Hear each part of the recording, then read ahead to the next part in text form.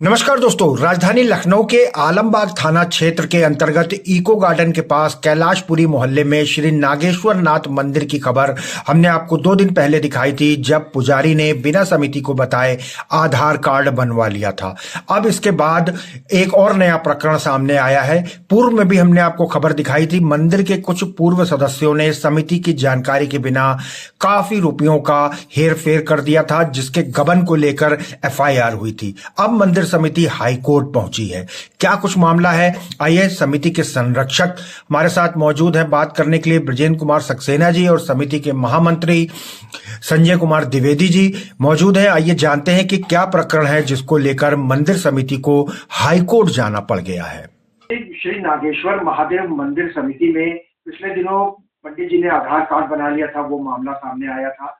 इसके अलावा भी गबन के भी काफी मामले चल रहे हैं, सदस्यों से मतभेद भी था। उन सब मामलों में क्या कुछ प्रोग्रेस हुई है, और उसके साथ साथ हाईकोर्ट में बहस की भी बात सामने आई थी, तो वो क्या मुद्दा है? पहले मैं परिचय करा दूं। आप हमारे संरक्षक श्री ब्रजेंद्र कुमार सक्सेना जी हैं और आप ही विधि सलाहकार भी हैं, इसका दायित्व भी निभा रहे हैं और आप ही सारे मुकदमों को यहाँ से हैंडल कर रहे हैं। तो अदालती कार्यवाही जो भी हो रही है वो श्री ब्रजेंद्र सक्सेना जी ही देख रहे हैं। और मैं एक और बात कहना चाहता हूँ, बहुत से हमारे पूर्व पदाधिकारी ऐसा कहते सुना गया है कि ब्रजेंद्र सक्सेना जी संरक्षक नहीं हैं या उसमें भ्रम फैलाते हैं। तो मैं स्पष्ट करना चाहता हूँ, ब्रजेंद्र सक्सेना जी हमारे संरक्षक हैं, थे और रहेंगे। इनको सर्वसम्मति से कमेटी ने चुना है। धन्यवाद। आप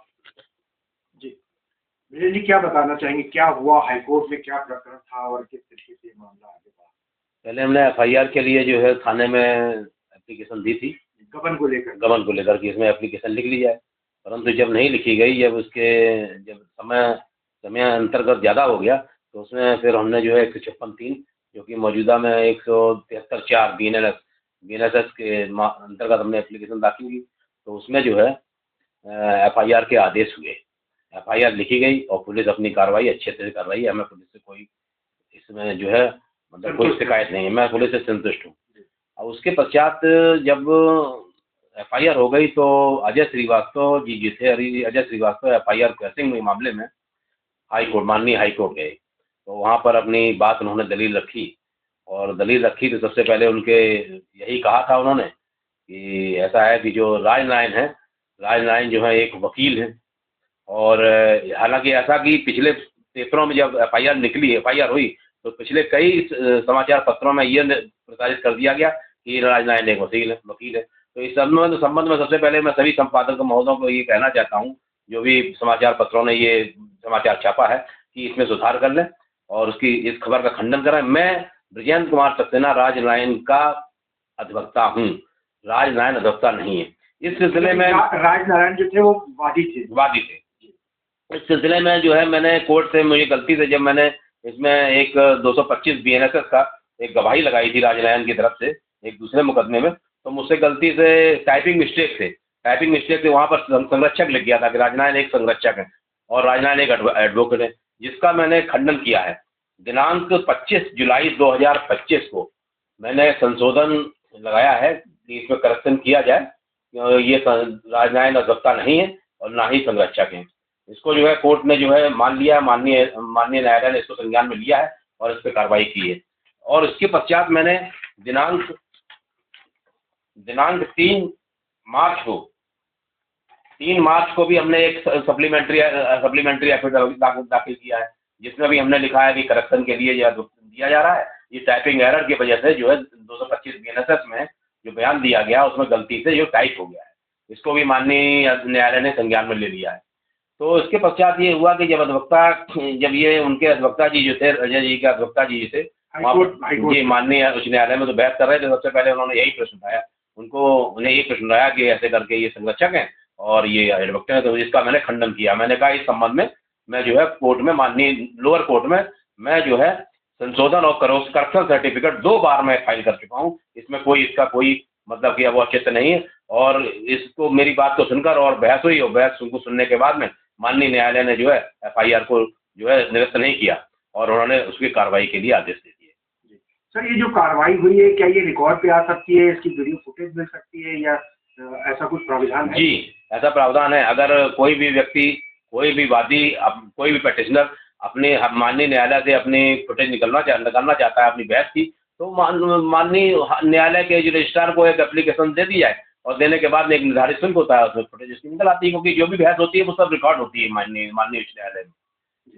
सर, अब ये प्रकरण आगे कैसे सॉल्व होगा? किस तरीके से मंदिर के विकास की तरफ लोग आगे चले, और ये राजनीति जिस तरीके से हो रही है, कुछ सदस्य इसमें है, तो कैसे ये बंद होगा और कैसे विकास की तरफ? मैं तो देखिए सभी लोगों से चाहता हूँ कि देखिए ये FIR वगैरह में जो हुई है, और जो हालांकि जो दोषी है, दोषी को तो सजा मिलनी चाहिए।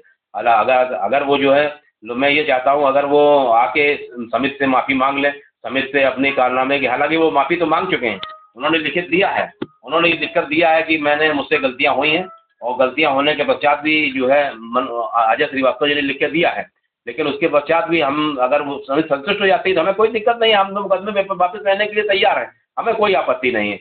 अब रही बात कि विपक्षी लोगों को भी, जो विपक्षी गण हैं, जो पूर्व पदाधिकारी थे, उनसे भी मैं निवेदन करना चाहूँगा कि वो भी जो है मंदिर की समिति के जो प्रगति में जो है कार्य करें, और ये बहुत ही अच्छा होगा। जात पात का भेदभाव भुलाकर जो है मंदिर के प्रगति के लिए, क्योंकि मंदिर सबका है, ये मैं कहना चाहता हूँ, ये मेरा निवेदन है सभी लोगों से। होली के मौके पे क्या कहना चाहेंगे क्षेत्रवासी? होली के मौके पर मैं ये कहना चाहूँगा, होली के मौके पे मैं सभी क्षेत्रवासियों को, सभी समिति के लोगों को मैं सबसे पहले बधाई देना चाहता हूँ कि उनको होली बहुत मुबारक हो, और उनकी सभी मनोकामनाएं भगवान पूर्ण करें, यही मेरी से।